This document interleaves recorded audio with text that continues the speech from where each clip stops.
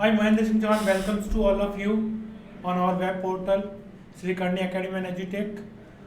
तो दोस्तों, जैसे पता है हम पिछली क्लास में हम बायोलॉजी के सिलेबस में बात कर रहे थे। मैंने आपको डिटेल सीबीएसई आरबीसी के सिलेबस में बताया था कि क्या क्या चीज़ें इंपॉर्टेंट है, क्या क्या तैयारी करनी है आपको, कि अगर सिलेबस जो है आज की सिचुएशन, कोरोना की सिचुएशन देखते हुए जो ऑफलाइन क्लासेज और नहीं हो रही है तो बोर्ड चाहे तो सिलेबस को रिड्यूस करेगा, लेकिन फिर भी हम उस टॉपिक को पढ़ रहे हैं जो हमारा हर दृष्टिकोण से इंपॉर्टेंट हो, हर व्यू से इंपॉर्टेंट हो, चाहे बोर्ड चाहकर भी वैसे टॉपिक को ना हटा पाए। ठीक है, चाहे हमारा सिलेबस 50% भी रहेगा तो ये टॉपिक हमारे काम के हमें पढ़ना ही है, मतलब तब तो गाइडलाइन आ जाएगी। ठीक है, तो हम बात कर रहे हैं उसी टॉपिक्स के संदर्भ में। हमने उसी रेफरेंस में बात की थी सेल के लिए। तो सेल में हमने पिछली क्लास में बात की थी।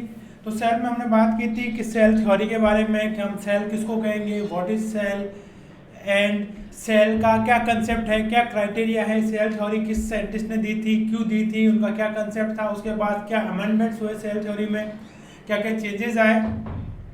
तो ये सारी चीज़ें हमने पिछली क्लास में बात कर ली थी। तो इसी रेफरेंस में हम बात करते हैं।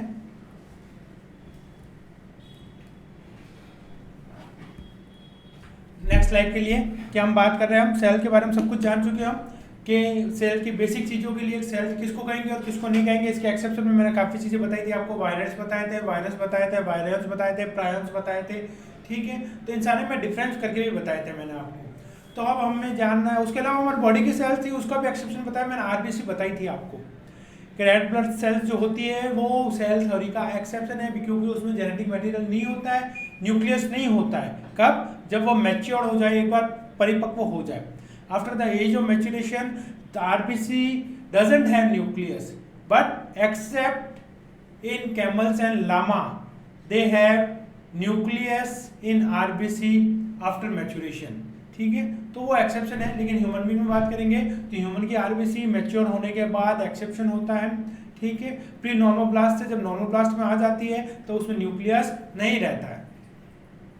तो ऐसे सेल थ्योरी में भी बात की थी हमने। सेल को हमने कहा था स्ट्रक्चरल कंपोनेंट है, क्योंकि चाहे ऑर्गेनिज्म यूनिसेलुलर हो चाहे मल्टीसेलुलर हो, उनकी बॉडी का जो डेवलपमेंट होता है वो किसके द्वारा होता है, सेल के द्वारा होता है।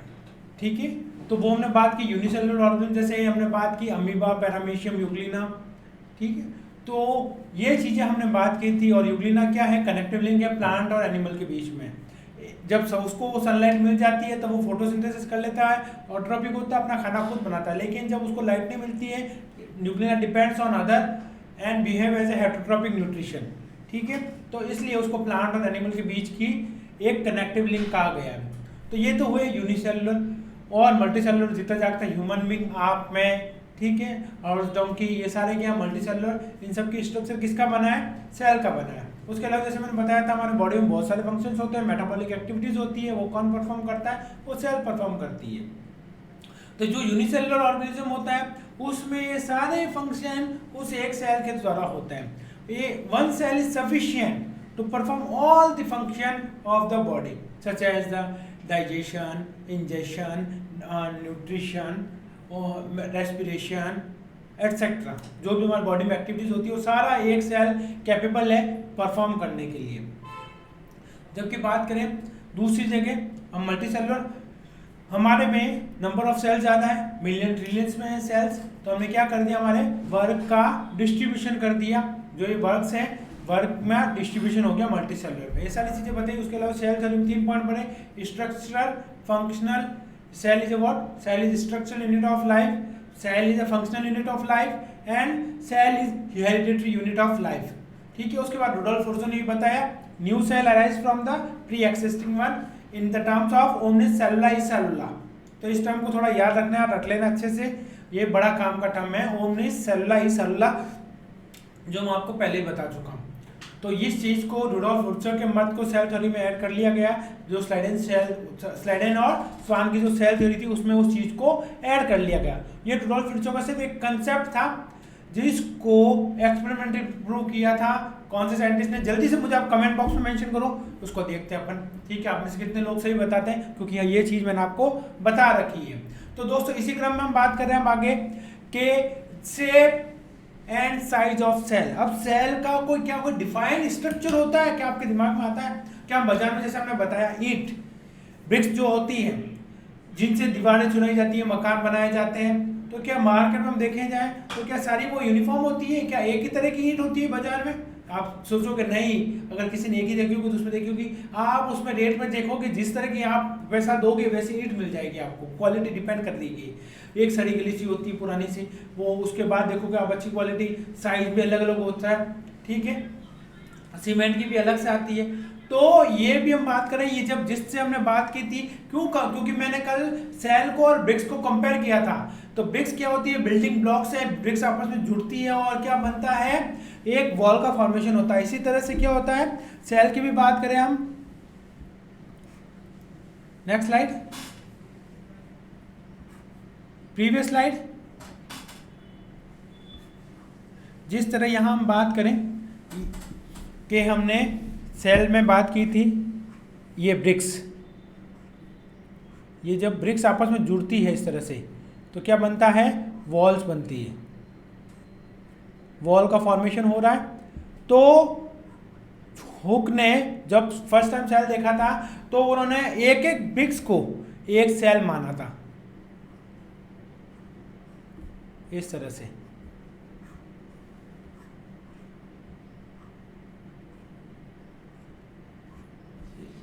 अब उसके अलावा ये तो हमें ब्रिक्स की हम बात कर रहे हैं इस तरफ,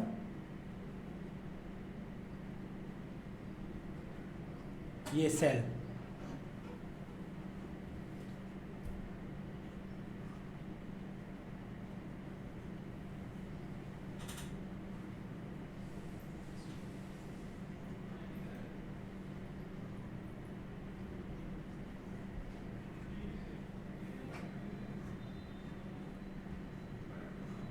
ये सिमिलरिटी लग रही है आपको?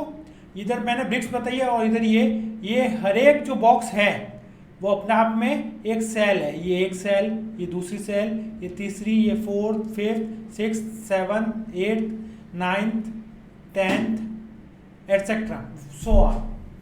तो इस तरह से ये सेल्स है। तो क्या हम बात कर रहे हैं हमारे ह्यूमन बीइंग में सारी सेल एक जैसी है? नहीं, हमारे ह्यूमन बीइंग में बात करेंगे या हम ह्यूमन और हॉर्स की कंपेयर करें या हॉर्स और डंकी की कंपेयर करें या किसी भी ऑर्गेनिज्म में बात करें तो सेल्स क्या होती है? डिफरेंट डिफरेंट साइज की होती है और डिफरेंट शेप में होती है, मेरे कहने का मतलब। तो क्या क्या शेप हो सकते हैं, क्या क्या साइज हो सकता है उनका, तो उस किस तरह से चेंजेस होते हैं, एज पर रिक्वायरमेंट उनका चेंज होता है। जैसे अमीबा में बात करेंगे जो यूनिसेलुलर ऑर्गेनिज्म है, ठीक है, तो वहाँ पे कुछ इस तरह का ऑर्गेनिज्म है, इसको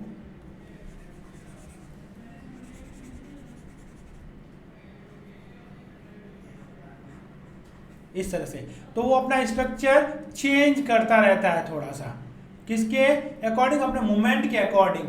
अमीबा की बात करें यूनिसेलुलर में तो उसकी एक ही सेल है, वो उसकी रिक्वायरमेंट के अकॉर्डिंग चेंज कर रही है। क्यों कर रही है? कब उसको चलना है, कब उसको इंजेक्शन है किसी चीज को अंदर लेना है, कब किसी चीज को अंदर से बाहर निकालना है, वो depends on situation and depend on type of function, ठीक है। इसी क्रम में हम बात करें तो हमारे ह्यूमन बीइंग में डिफरेंट डिफरेंट पार्ट्स है बॉडी में, जैसे हार्ट की सेल, किडनी की सेल, लिवर की सेल्स, ठीक है, स्टमक में सेल्स, उसके अलावा ब्रेन की सेल्स, तो डिफरेंट डिफरेंट सेल्स हैं, ठीक है। और आप देखेंगे हैंस एग, मुर्गी का अंडा जो होता है वो भी अपना पे एक सेल है, उसका अलग से टाइप है, ठीक है। तो यहाँ पे वो डिफरेंट करता है, वेरी अब साइज बड़ी होती है उसमें डिवीजन की रेट बढ़ जाती है, नंबर ऑफ सेल्स बढ़ जाती है सेल डिवीजन के अकॉर्डिंग, तो वो चीज़ वेरी करती है। तो कुल मिलाकर के सेल और साइज क्या होता है? वेरी करता है, depend on structure and function. उसका फंक्शन क्या है, उसको क्या काम करना है, ठीक है। तो इस वजह से तो सेल के क्या क्या फंक्शन होंगे और साइज क्या क्या होंगे वो उनकी नेसेसिटी पे डिपेंड करता है। तो इसी में बात कर रहा है feature of cell is also that it's shape and size are not uniform. जैसे दोस्तों मैंने बताया अमीबा में एग्जांपल दिया आपको नीचे, तो अमीबा के ही दो शेप बताया मैंने आपको, एक ये रहा, दूसरा ये रहा। क्या दोनों सेम है? नहीं, दोनों क्या है? यूनिफॉर्म नहीं है। इसलिए कह रहे हैं सेल का साइज और शेप यूनिफॉर्म नहीं होता है। जैसे amoeba is a organism of irregular shape, जैसे मैंने बताया उसकी रिक्वायरमेंट के अकॉर्डिंग क्या होगा, वो आपको चेंजेस लाएगा अपनी बॉडी में, उस सेल में चेंजेस लाएगा। अमीबा की बॉडी एक ही सेल की बनी है, चाहे उसकी बॉडी को चाहे सेल को, एक ही बात है, ठीक है। तो चेंजेस लाएगा कैसे? एज पर requirement. While the shape of paramecium is oval sandal shape. तो अब जबकि पैरामीशियम अगर आपने देखा हो तो कुछ इस तरह का होता है, तो ओवल शेप होता है, जिस तरह से एक अंडा होता है उसी शेप में पैरामीशियम का स्ट्रक्चर होता है, और यहाँ से कुछ फ्लैजेलम और निकले होते हैं। ठीक है, जो कि हम बात करें cell present in body of multicellular organism also be flat, oval और इरेगुलर शेप। हमारे बॉडी में बात करें तो आरबीसी का शेप अलग है, ब्रेन में बात करेंगे तो ब्रेन की जो न्यूरॉन सेल्स होती है उनका शेप अलग होता है। ठीक है, जो हमारी बॉडी की सबसे बड़ी सेल्स होती है डेंड्राइटिक सेल होती है जो ब्रेन के अंदर होती है, न्यूरॉन सेल्स में बात करेंगे। ठीक है, अब क्योंकि ये एक ही बॉडी में, हमारे बॉडी में ही बहुत सारी स्ट्रक्चर हो गया, हम एक सिर्फ ब्लड की बात करेंगे, डब्ल्यूबीसी, आरबीसी और प्लेटलेट्स होती है। डब्ल्यूबीसी में वैरायटी ऑफ सेल होती है, लिम्फोसाइट होती है, बी लिम्फोसाइट होती है, टी लिम्फोसाइट्स होती है, इओसिनोफिल्स होती है, बेसोफिल्स होती है, न्यूट्रोफिल्स होती है, नेचुरल किलर सेल्स होती है, बहुत वैरायटी ऑफ सेल्स होती है। तो क्या सब एक जैसी है? नहीं, सबका साइज अलग है। ठीक है, सबका स्ट्रक्चर अलग है, तो इसीलिए बता रहे हैं सेल का साइज और शेप वेरी करता है, तो उसका फंक्शन क्या है, इसलिए कहते हैं उसका इरेगुलर होता है। ठीक है, सेल मूवमेंट करती है, चलती है एक जगह से दूसरी जगह पे, जिस तरह से बॉडी में कैंसर सेल होती है। कैंसर क्या होता है? अ ग्रुप ऑफ सेल्स, हमारी बॉडी की सेल्स होती है, वो एक जगह ओरिजिनेट होती है, फिर एक जगह से दूसरी जगह चल के जाती है, वो माइग्रेट होती है। ठीक है, वो ट्यूमर के टाइप पे डिपेंड करता है। तो अब बात करें, अब with some cells being small और इवन लार्जर, जैसे मैंने बताया कुछ सेल्स क्या होगी, बिल्कुल छोटी होगी इस तरह से, और कुछ होगी बहुत बड़ी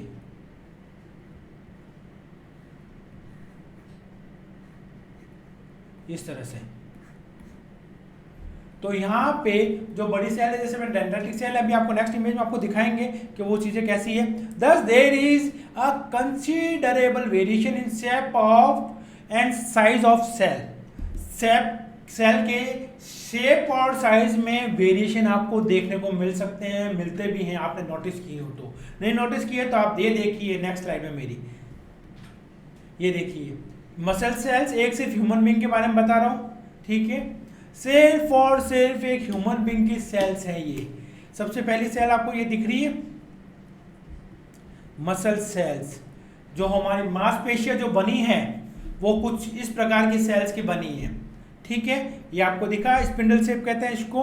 सेकंड बात करें, ये जो है ब्लड सेल्स, हमारे ब्लड में डिफरेंट वैरायटी की सेल्स होती है। ठीक है, ये जो डिफरेंट, मैंने आपको भी नाम लिया, आरबीसी, डब्ल्यूबीसी, प्लेटलेट्स, उसके अलावा lymphocyte, B lymphocyte, T lymphocyte, eosinophil, basophil, macrophages, natural killer cells, neutrophils, ये सारी उसमें से सिर्फ छोटा सा अंश है। ठीक है, उसके अलावा बोन सेल्स, जो हमारे हड्डियां बनी हैं, हड्डियों का ढांचा है, सभी को पता है ये हड्डियां हैं, जो ये भी किसी न किसी सेल्स की बनी होती है। ठीक है, तो उनको कहते हैं बोन सेल्स। कौन सी सेल? बोन सेल, क्योंकि नाम से बता रहा है बोन को बना रही है, हड्डियों को बना रही है। उसके अलावा ये फ्लैट सेल होती है, जो फ्लैटेंड एरिया होती है। ठीक है, वहां पे उस स्ट्रक्चर को मेंटेन करने के लिए, वहां उसको फ्लैट सेल कहते हैं। ये होता है, ये सेल जो स्पर्म सेल, ये सिर्फ और सिर्फ ह्यूमन के मेल्स में पाई जाती है, सिर्फ और सिर्फ only present in human mails. ठीक है, उसका शेप कुछ आप देख रहे हैं इस तरह से। अब ये इस तरह का स्ट्रक्चर क्यों बनाया जाता है? ये होता है स्पाइरल मूवमेंट के लिए। किसके लिए? ताकि स्पर्म जो है क्या कर सके, मूवमेंट कर सके, क्योंकि उसको ट्रैवल करना होता है स्पर्म को। ठीक है, फीमेल की बॉडी के अंदर ट्रैवल करना होता है, क्योंकि सारा मैकेनिज्म होता है रिप्रोडक्शन के पर्पज से। उसके अलावा बात करें मेल में, तो जो ये जेनेटिक जर्म सेल जो होता है, ये स्पर्म सेल कुछ इस तरह का होता है। फीमेल का अंदर जो ओवम है, जिसकी बात करते हैं अपने एक्स सेल, वो ओवम कुछ इस तरह का होता है, सर्कुलर टाइप, ओवल शेप में।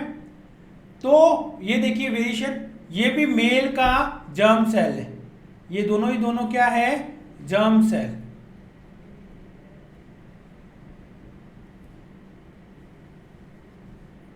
Germ cells. अब ये जर्म सेल क्यों कह रहे हैं? क्योंकि ये नेक्स्ट जनरेशन के लिए बनी है। नेक्स्ट जनरेशन मतलब नेक्स्ट जनरेशन जो होता है, को होने वाला लड़का या लड़की व्हाटएवर, वो इन चीज़ों पे डिपेंड करता है। अगर इनका फ्यूजन होगा तो नेक्स्ट जनरेशन में बात होती है। ठीक है, तो अब आप देखो मेल में अलग तरह का सेल है, फीमेल में अलग तरह का सेल है, तो इनको यहाँ पे वेरिएशन देखने को मिल रहा है। ठीक है, फिर बात करें जो ह्यूमन बॉडी का सबसे बड़ा सेल होता है ये हमारे दिमाग में होता है, जिसको नर्व सेल कहते हैं। ठीक है, ये नर्व सेल है। ओके, इसको डेंड्राइट्स कहते हैं। इसके अलग अलग सेगमेंट्स हैं। ये सबसे बड़ी सेल होती है। Largest cell in human body is a nerve cell और डेंड्राइटिक सेल। ठीक है, तो हम बात कर रहे थे various cells from the human body. Next बात करें हम अब सेल साइज के लिए। सबसे स्मॉलेस्ट क्या होगा? माइकोप्लाज्मा स्मॉलेस्ट सेल है। ठीक है, साइज की बात करें हम तो इसकी साइज क्या होगी? 0.3 माइक्रोमीटर। कितनी लेंथ है इसकी? 0.3 माइक्रोमीटर इन लेंथ है। इसको तो आप रट ही लेना।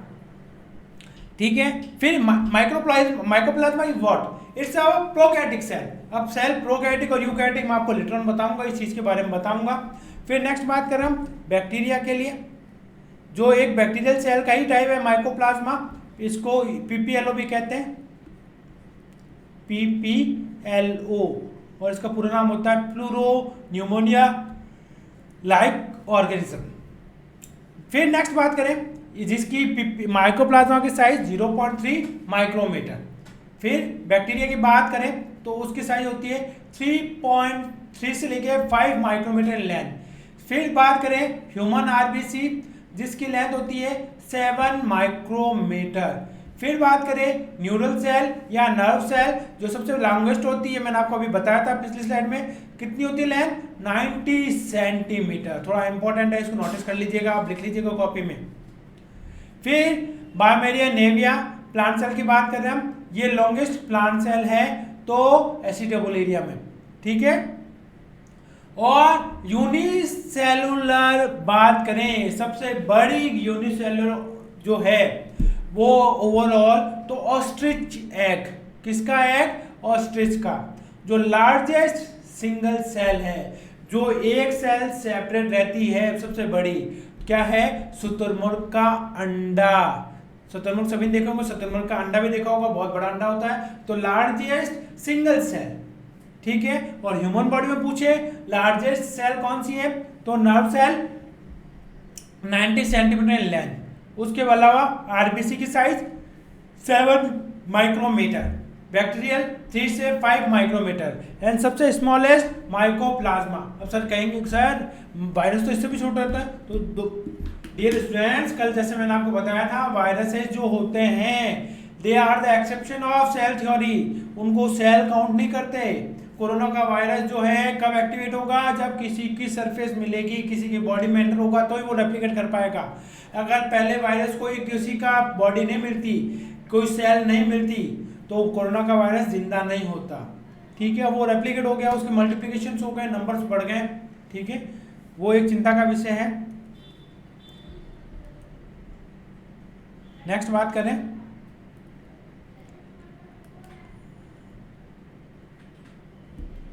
टाइप्स ऑफ सेल्स की बात करें, प्रीवियस वन, हाँ नेक्स्ट बात की सेल्स की बात करें तो ओवरऑल जो सेल्स होती है वो कुल मिलाकर के दो बड़े टाइप में क्लासिफाई किया गया है। एक होती है प्रोकैरियोटिक सेल। कौन सी सेल? Prokaryotic cell. अब प्रोकैरियोटिक टर्म जो है दोस्तों वो दो टर्म से मिलके बना है। ये देखो, एक तो ये रहा PRO, सेकंड है कैरियोट, तो हम यूँ कह सकते हैं प्रो और सेकंड कैरियन। तो प्रो का मतलब होता है प्रिमिटिव। कौन सा टिव? प्रिमिटिव। और कैरियन का मतलब होता है न्यूक्लियस। तो प्रोकैरियोटिक में हम यूँ कह सकते हैं दो sales which have primitive type of nucleus are called prokaryotic cell। ये देखिए, ये सेल जो है, इस सेल्स में न्यूक्लियस जो है कैसा होगा? प्रिमिटिव टाइप का होगा, या वास्तविक तौर पे कहें in genuine way nucleus is absent in prokaryotes. Okay, अब यहाँ पे सेकंड इसी टर्म्स को जिस तरह से प्रोकैरियोट टर्म जो है दो टर्म से मिलके बना है, उसी तरह से यूकैरियोट्स भी क्या है, दो टर्म से मिलके बना है, एक यू प्लस कैरियन, तो इसको हम कह सकते हैं यू प्लस कैरियन। तो यू का मतलब होता है एडवांस या मॉडर्न, और कैरियन का मतलब वही न्यूक्लियस। तो हम यूं कह सकते हैं ऐसी सेल्स जिसमें एडवांस टाइप का न्यूक्लियस हो, उस सेल्स को क्या कहेंगे, यूकैरियोट। जबकि प्रोकैरियोट की बात करें तो ऐसी सेल्स जिसमें प्रिमिटिव टाइप का न्यूक्लियस हो या वास्तव में न्यूक्लियस होता ही नहीं है, न्यूक्लियस की जगह एक स्ट्रक्चर होता है जिसको न्यूक्लियोइड कहते हैं या फिर जीनोफोर कहते हैं। क्या कहते हैं, जीनोफोर। और जीनोफोर जो है ये क्या है, ये एक्चुअल में बैक्टीरिया का जो डीएनए होता है, प्रोकैरियोटिक सेल के अंदर का जो डीएनए होता है वो अपने आप में कुछ काफी कंडेंस्ड हो जाता है। जैसे बात करेंगे जो उसका डीएनए जो है वो इस तरह से सर्कुलर में होता है, डबल स्टैंडर्ड, इस तरह से ये अपने आप में क्या होता है, कंडेंस होता है सर्कुलर वे में। तो ये डीएनए क्या दिखता है, इस तरह का दिखता है, जिसको क्या कहा जाता है, न्यूक्लियोइड या जीनोफोर, जो न्यूक्लियस की जगह ले लेता है। फिर इसके अलावा बात करें हम प्रोकैरियोटिक स्ट्रक्चर में, तो प्रोकैरियोटिक स्ट्रक्चर में क्या मिलेगा, सबसे बाहर की तरफ आपको एक कैप्सूल देखने को मिलेगा। जो ये पिंकिश कलर जो दिख रहा है इसको कहते हैं कैप्सूल। उसके अलावा ये अंदर सा लाइट ग्रीन या लाइट ब्लू कलर में जो ये स्ट्रक्चर आपको दिख रहा है, ठीक है, ये क्या है, cell wall. Cell wall, wall का मतलब जो सेल को प्रोटेक्शन दे, प्रोटेक्ट करे। सेल के चारों तरफ एक दीवार है जो बैक्टीरिया में पाई जाती है। उसके अलावा यूकैरियोट में भी पाई जाएगी। यूकैरियोटिक में कहाँ कहाँ पाई जाएगी मैं आपको बाद में बताऊंगा।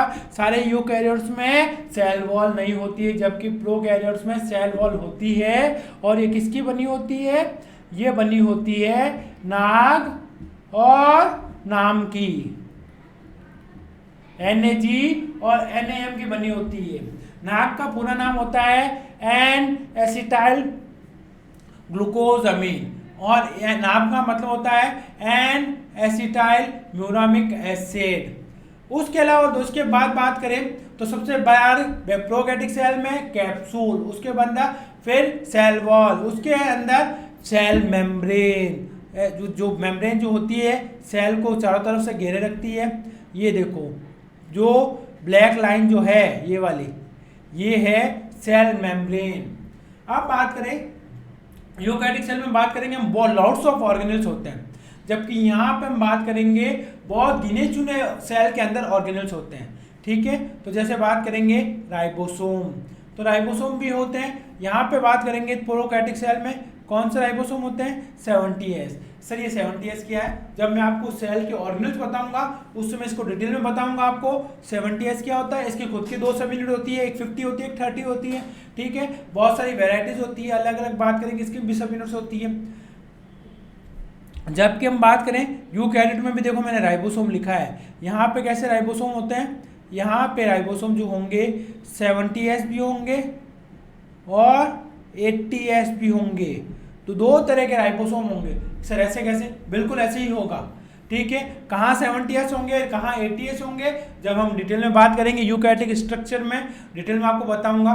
तो सबसे पहले मैं कंपेयर कर रहा हूँ, यहाँ पे ये जो जीनोफोर था, जीनोफोर की जगह कहाँ है, हमारे पास एक वास्तव में मॉडर्न एडवांस न्यूक्लियस है। कहाँ पर, यूकैरियोटिक सेल में। और न्यूक्लियस के अंदर क्या है, न्यूक्लियस के अंदर एक छोटा सा ऑर्गेनेल और है जिसको कहते हैं न्यूक्लियोलस। उसके अलावा यहाँ पे आप देखोगे यूकैरियोटिक सेल में तो मेम्ब्रेन बाउंड ऑर्गेनेल्स पाए जाते हैं। ऐसे ऑर्गेनेल्स जो चारों तरफ से किससे हो, मेम्ब्रेन से सराउंडेड हो, जैसे माइटोकॉन्ड्रिया ऑर्गेनेल्स है, ऑर्गेनेल के चारों तरफ देखो एक मेम्ब्रेन है। तो ये मेम्ब्रेन बाउंड ऑर्गेनेल्स यहाँ प्रेजेंट होते हैं। ये एंडोप्लाज्मिक रेटिकुलम, ये भी मेम्ब्रेन बाउंड ऑर्गेनेल है। उसके अलावा बहुत सारी और भी वेरिएशंस होती है। क्या होती है, जैसे मैंने आपको बताया यहाँ ये इसका डीएनए जो होता है ये डबल स्ट्रैंडेड सर्कुलर होता है, जबकि इसका जो डीएनए होता है यहाँ पे यूकैरियोटिक सेल में वो डीएनए कैसा होता है, लीनियर होता है, इस तरह से ये लाइन के फॉर्म में। तो ये थोड़ा सा चेंजेस है, थोड़ा सा वेरिएशन होता है दोनों में, और भी बहुत सारे हैं। अब प्रोकैरियोटिक सेल किसको कहेंगे हम, प्रोकैरियोटिक सेल में बात करेंगे तो यहाँ हम कहेंगे बैक्टीरिया।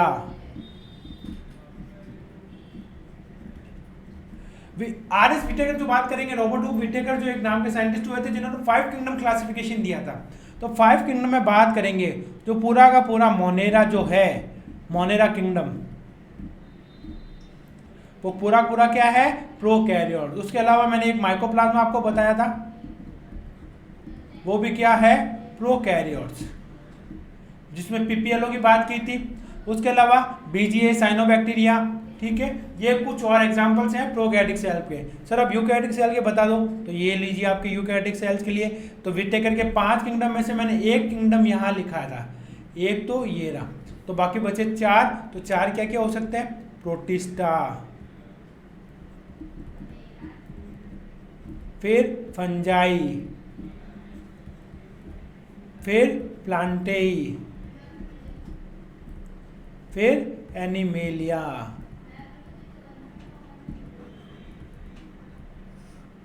तो ये यहाँ पे बड़े बड़े तौर पे, सर ये 4 जगह यूकैरियोटिक सेल होता है, नहीं, ये अपने आप में बहुत बड़े टर्म है, मतलब पूरा प्लांट किंगडम, जितने भी पेड़ पौधे हमें देखने को मिलते हैं सब में कैसी है, यूकैरियोटिक एग्जांपल। एनिमेलिया, जितने भी जीव जंतु दिखते हैं, ठीक है, जैसे अमीबा से लेकर के हम बात करेंगे ह्यूमन बीइंग तक, सारे के सारे यूकैरियोटिक सेल हैं।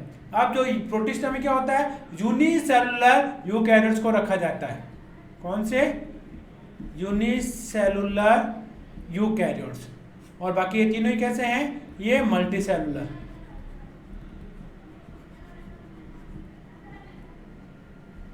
क्लियर दोस्तों, उम्मीद करते हैं ये चीजें सारी आपको पसंद आई होगी, ठीक है।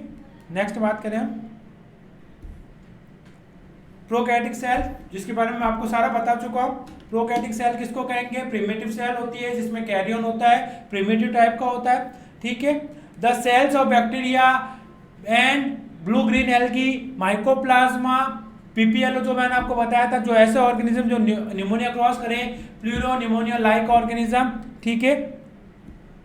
ये थोड़ा स्पेल आगे पीछे देखिएगा इसको, प्लूरो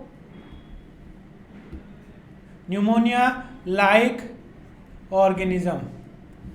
उसके अलावा ये सारे प्रोकैरियोट्स के एग्जांपल हैं। उसके अलावा न्यूक्लियस इज पुअरली डेवलप्ड, जो मैं आपको पिछली स्लाइड में दिखा चुका हूं, न्यूक्लियस जो होता है पुअरली डेवलप्ड होता है, या न्यूक्लियस होता ही नहीं, न्यूक्लियस की जगह क्या होता है, न्यूक्लियेट या जीनोफोर, जहां पे बैक्टीरिया का डीएनए होता है।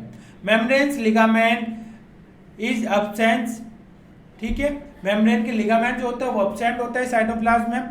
The outer most of the cell consist of glycocalyx polysaccharides in the form of rigid cap, जो मैंने बताया था कैप्सूल जो सबसे बाहर होता है वो किसका बना होता है, ग्लाइकोकैलिक्स का होता है। और ग्लाइकोकैलिक्स क्या है, खुद अपने आप में पॉलीसैकेराइड्स है, ठीक है, मतलब कि बहुत सारे कार्बोहाइड्रेट के रेसिड्यूज आपस में जुड़े हैं, जब वो आपस में क्या कहलाएंगे, पॉलीसैकेराइड्स, और पॉलीसैकेराइड्स आपस में कंपोज होकर के क्या बना रहे हैं, ग्लाइकोकैलिक्स, और ग्लाइकोकैलिक्स वाला स्ट्रक्चर ही क्या कहला रहा है, कैप्सूल, जो एक तरह की सॉफ्ट कवरिंग होती है, सब लेयर और स्लिम स्ट्रक्चर होता है। इसके बाद बात करें दोस्तों नेक्स्ट स्लाइड में हम, नेक्स्ट स्लाइड, प्रोकैरियोटिक सेल में बात करेंगे तो उसके अंदर cytoplasm is made up of peptidoglycan. Peptidoglycan मैंने बताया था, जो नाग और नाम जो है क्रॉस लिंकिंग के द्वारा एक दूसरे से कनेक्टेड रहते हैं। Plasma membrane made up of, जो उसकी प्लाज्मा मेम्ब्रेन जो सेल मेम्ब्रेन है वो किसकी बनी होती है, फैट्स की बनी होती है, प्रोटीन्स की बनी होती है, तो और ओलिगोसैकेराइड्स होते हैं। ओलिगोसैकेराइड्स अगेन, सैकेराइड्स मतलब कार्बोहाइड्रेट मोइटीज, ओलिगो मतलब डिफरेंट टाइप्स के कार्बोहाइड्रेट के मोइटीज आपस में जुड़ते हैं, जैसे ग्लूकोज, एक फ्रक्टोज, एक गैलेक्टोज, कुछ इस अलग अलग तरह की शुगर जुड़ जाएगी तो उसको कहेंगे डिफरेंट टाइप्स ऑफ, यहाँ पे सैकेराइड्स हैं तो उसको ओलिगोसैकेराइड्स। बैक्टीरिया जो होते हैं अलग अलग तरह का होता है, ग्राम पॉजिटिव भी होता है और ग्राम नेगेटिव भी होता है, ठीक है। अब बात करेंगे प्लाज्मा मेम्ब्रेन जो होता है वो कहाँ इन्वॉल्व होता है, वो फॉर्मेशन करता है म्यूजोसोम्स का, और म्यूजोसोम्स के द्वारा ही क्या करता है, म्यूजोसोम्स होते हैं प्लांट के यहाँ पे जो रेस्पिरेशन में हेल्प करते हैं। ये बड़ा इंपॉर्टेंट है, ये बड़े अच्छे कॉम्पिटिटिव लेवल में पूछा गया था म्यूजोसोम्स का क्वेश्चन, ठीक है। तो म्यूजोसोम्स का रोल क्या होता है, रेस्पिरेशन में हेल्प करता है। उसके अलावा जो उसका जीनोमिक डीएनए होता है, एक होता है सिर्फ उसमें single circular double stranded DNA, उसके अलावा एक छोटा डीएनए और पाया जाता है बैक्टीरियल सेल में। जैसे हम बात करेंगे, ये बैक्टीरिया के सेल है, यहाँ पे हमने मैन डीएनए की बात की थी, जो उसको न्यूक्लियर हमने जीनोफोर की बात की थी। उसके अलावा एक छोटा डीएनए और होता है, इस छोटे डीएनए को क्या कहा जाता है, एक्स्ट्रा क्रोमोसोमल सर्कुलर डीएनए, या जिसका नाम कहा जाता है plasmid. Bacterial cell are motile और नॉन मोटाइल। अब बैक्टीरिया की सेल क्या होती है, एक जगह से दूसरी का मूव कर सकती है और नहीं भी कर सकती है। कब करेगी और कब नहीं करेगी, depend on types of cell, again और डिपेंड ऑफ देयर फंक्शन, जहां उसको मूव करने की जरूरत है या नहीं है। और मूवमेंट होगा तो किस तरह से होगा, मूवमेंट जो होता है उसका वो फ्लैजिलम के थ्रू होता है। बैक्टीरिया की सेल में हम बात करेंगे तो यहाँ पे कुछ इस तरह से स्ट्रक्चर लगे होते हैं जिनको कहते हैं फ्लैजिलम। अब ये फ्लैजिलम खुद क्या होता है, 3 पार्ट का बना होता है। एक होता है फिलामेंट जिसको हुक कहते हैं, यहाँ एक फिलामेंट होता है, एक हुक होता है, और तीसरा बेसल बॉडी है जहां से वो किसी भी सरफेस से चिपकता है, ठीक है। फिर बात करें पिली और फेमराई जो होती है, उनका मोबिलिटी में रोल नहीं होता है, जबकि इनका सेक्स में रोल होता है। जो बैक्टीरिया का मल्टीप्लिकेशन होता है, एक बैक्टीरिया को दूसरे बैक्टीरिया से जोड़े रखने का काम होता है, वहां सेक्स पिल्ला ही काम करती है, ठीक है। इसके अलावा बात करें नेक्स्ट स्टेप में दोस्तों, जो आज के जो टॉपिक से रिलेटेड है, कुछ इंपॉर्टेंट टर्म्स हैं जो आपको याद रखने हैं। तो जो टर्म साइटोलॉजी है वो किसने दिया था, हर्टविग ने दिया था, जो मैं आपको बता ही चुका हूं। और यहाँ पे हम बात करेंगे the term cytology was given by Hertwig. Plasma membrane is formed on which the enzymes for respiration are present in bacteria. तो वो कहाँ होते हैं, मेसोसोम्स वाले स्ट्रक्चर पे होते हैं। ये सारे मैंने जो पॉइंट्स बने हैं ये सारे लिख लेना अच्छे से, सबसे क्वेश्चन पूछे गए हैं और सारे पॉइंट्स इंपॉर्टेंट है। उसके अलावा नेक्स्ट पॉइंट मैंने ऐड किया हुआ है, सेल थ्योरी जो है प्रपोज की थी, किसने की थी, 2 साइंटिस्टों ने मिलकर की थी। एक थे माल्थस जैकब्स लाइडेन, दूसरे थे थियोडोर स्वान। इन दोनों ने मिलकर के सेल थ्योरी को प्रपोज किया था। फिर सबसे स्मॉलेस्ट सेल कौन सी होती है, सबसे स्मॉलेस्ट सेल जो है माइकोप्लाज्मा, जिसकी साइज होती है 0.3 micrometer. The anatomical and functional unit of body is what is cell। जो हमारे बॉडी में बात करेंगे स्ट्रक्चर और फंक्शन यूनिट क्या है, सेल है। ह्यूमन बॉडी में बात करें सबसे लॉन्गेस्ट सेल कौन सी है, तो वो है नर्व सेल, जिसकी साइज होती है 90 सेंटीमीटर। जो मैंने ब्रेन की बताई थी, नर्व सेल बताई थी, डेंड्राइटिक सेल बताई थी। उसके अलावा organism are made up of single cell, they are called organism. अब जो ऑर्गेनिज्म एक ही सेल के बने होते हैं उनको क्या कहते हैं, यूनिसेलुलर ऑर्गेनिज्म, जैसे अमीबा, पैरामीशियम, यूग्लिना। अब उसके अलावा बात करेंगे apart from the genomic DNA, single circular DNA एक और पाया जाता है बैक्टीरिया में, जिसको कहते हैं प्लाज्मिड। सेल को सबसे पहले देखने वाले वैज्ञानिक कौन थे, रॉबर्ट हुक। ये जिनको मैंने बताया था, इन्होंने कैसे देखी थी, सेल कैसे दिख रही थी, हनी कॉम की तरह। कौन से कॉम, हनी कॉम। उसके अलावा कुछ सब यूनिट्स होती है जो प्रोटीन सिंथेसिस में हेल्प करती है, जिनको कहा जाता है राइबोसोम्स। जो ऑर्गेनिज्म एक से ज्यादा सेल्स के बने होते हैं उनको क्या कहते हैं, मल्टी सेलुलर ऑर्गेनिज्म, जैसे earthworm, elephant, human, monkey, banyan tree etcetera. ये सारे क्या है, ये सारे ऑर्गेनिज्म मल्टी सेलुलर है, मतलब कि ऐसे ऑर्गेनिज्म जिनके सेल क्या है, जिनकी बॉडी जो है एक से ज्यादा सेल की बनी होती है। तो दोस्तों आज के इस वीडियो में इतना ही। उम्मीद करता हूँ ये वीडियो आपको अच्छा लगा होगा, ठीक है। और मैं आपसे उम्मीद कर रिक्वेस्ट करूंगा एक, जो अगर आपको ये वीडियो अच्छा लगा है तो इसको लाइक करना ना भूलें, और अपने फ्रेंड्स और रिलेटिव के साथ शेयर करना बिल्कुल भी ना भूलें, और जो बेल आइकन दे रखा है पास में उसको प्रेस करना तो बिल्कुल भी ना भूलें। तो चैनल को जल्दी से लाइक और सब्सक्राइब कीजिए। ठीक है। और आपके मन में किसी प्रकार का कोई डाउट और क्वेरी है तो बेझिझक कमेंट बॉक्स में मेंशन कीजिए, मैं आपको उसका पूर्ण रूप से सही से जो भी इसका रिलेवेंट आंसर होगा उसका आपको बहुत जल्द आंसर मिलेगा जैसे ही देखते हैं। ठीक है, तो इसी के साथ मैं महेंद्र सिंह चौहान आपसे आगे चाहूँगा। जय हिंद।